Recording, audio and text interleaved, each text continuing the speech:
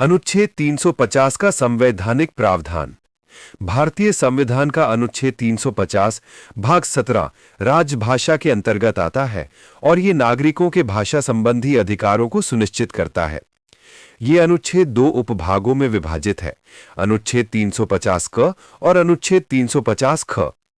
अनुच्छेद 350 क ये प्रावधान कहता है कि प्रत्येक व्यक्ति को ये अधिकार है कि वो किसी भी भाषा में अपनी शिकायत या अर्जी को किसी भी सरकारी कार्यालय या अधिकारी को प्रस्तुत कर सकता है और उसे इसका जवाब प्राप्त करने का अधिकार है। ये भाषाई विविधता को सम्मान देने और नागरिकों की सुविधा के लिए बनाया गया है। अनुच्छेद 350 ख ये प्रावधान प्राथमिक शिक्षा के स्तर पर मातृभाषा में शिक्षा प्रदान करने की सुविधा को बढ़ावा देता है। ये कहता है कि राज्यों और स्थानीय प्राधिकरणों को भाषाई अल्पसंख्यक समूहों के लिए उनकी मातृभाषा में प्राथमिक शिक्षा प्रदान करने के लिए उचित कदम उठाने चाहिए। नागरिकों के भाषा संबंधी अधिकार। अर्जी प्रस्तुत करने का अधिकार। अनुच्छेद 350 क नागरिकों को यह अधिकार देता है कि वे अपनी पसंद की किसी भी भाषा में सरकार से संपर्क कर सकते हैं। ये प्रावधान विशेष रूप से उन लोगों के लिए महत्वपूर्ण है जो हिंदी या अंग्रेजी में सहज नहीं है और अपनी मातृभाषा या क्षेत्रीय भाषा में संवाद करना चाहते हैं। भाषाई अल्पसंख्यकों का संरक्षण। अनुच्छेद 350 ख भाषाई अल्पसंख्यकों के लिए उनकी मातृभाषा में शिक्षा प्राप्त करने का अधिकार सुनिश्चित करता है। ये प्रावधान भारत की भाषाई और सांस्कृतिक विविधता को संरक्षित करने में मदद करता है। भेदभाव से सुरक्षा।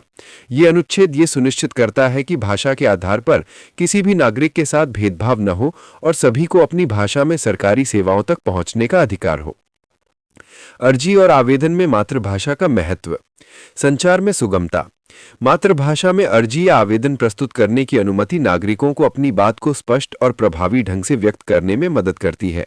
ये विशेष रूप से उन लोगों के लिए महत्वपूर्ण है जो हिंदी या अंग्रेजी में दक्ष नहीं है। लोकतांत्रिक भागीदारी।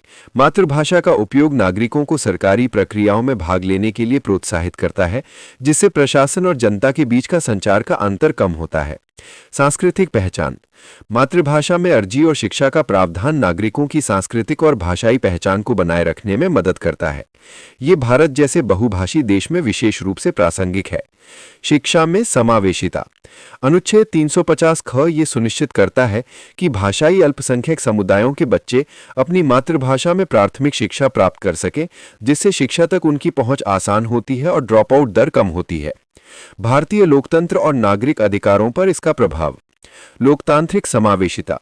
अनुच्छेद 350 नागरिकों को उनकी भाषा के आधार पर सरकारी प्रक्रियाओं में शामिल होने का अवसर प्रदान करता है, जिससे लोकतंत्र में उनकी भागीदारी बढ़ती है।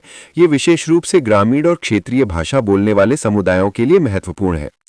नागरिक अधिकारों का संरक्षण। यह अनुच्छेद भाषा के आधार पर भेदभाव को रोकता है और नागरिकों के अभिव्यक्ति के अधिकार अनुच्छेद 19 को मजबूत करता है।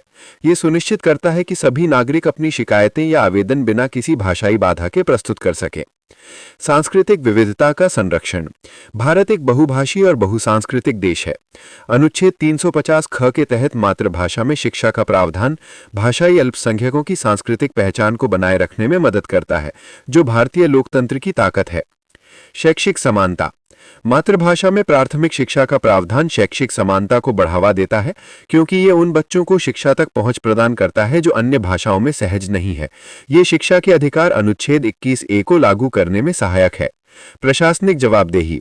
अनुच्छेद 350 क सरकार को नागरिकों की अर्जी का जवाब देने के लिए बाध्य करता है, जिससे प्रशासनिक पारदर्शिता और जवाबदेही बढ़ती है। परीक्षाओं के दृष्टिकोण से महत्व। संवैधानिक प्रावधान। यूपीएससी, पीसीएस और अन्य प्रतियोगी परीक्षाओं में अनुच्छेद 350 से संबंधित प्रश्न भाषा नीति, नागरिक अधिकारों और शिक्षा के अधिकार के संदर्भ में पूछे जा सकते हैं। समसामयिक प्रासंगिकता। भाषाई विवाद, मातृभाषा में शिक्षा और क्षेत्रीय भाषाओं के संरक्षण जैसे मुद्दे समाचारों में रहते हैं। अनुच्छेद 350 इन मुद्दों को संवैधानिक दृष्टिकोण से समझने में मदद करता है। निबंध और मुख्य परीक्षा। ये अनुच्छेद भाषाई विविधता, लोकतांत्रिक समावेशिता और शिक्षा के अधिकार जैसे विषयों पर निबंध लेखन और विस्तृत उत्तरों के लिए उपयोगी है। निष्कर्ष। अनुच्छेद 350 भारतीय संविधान का एक महत्वपूर्ण प्रावधान है जो नागरिकों के भाषा संबंधी अधिकारों को सुनिश्चित करता है। ये मातृभाषा में अर्जी और शिक्षा के माध्यम से भाषाई अल्पसंख्यकों को सशक्त बनाता है और भारतीय लोकतंत्र में समावेशिता को बढ़ावा देता है। ये प्रावधान भारत की भाषाई और सांस्कृतिक विविधता को संरक्षित करते हुए नागरिकों के अधिकारों को मजबूत करता है और प्रशासनिक जवाबदेही को सुनिश्चित करता है।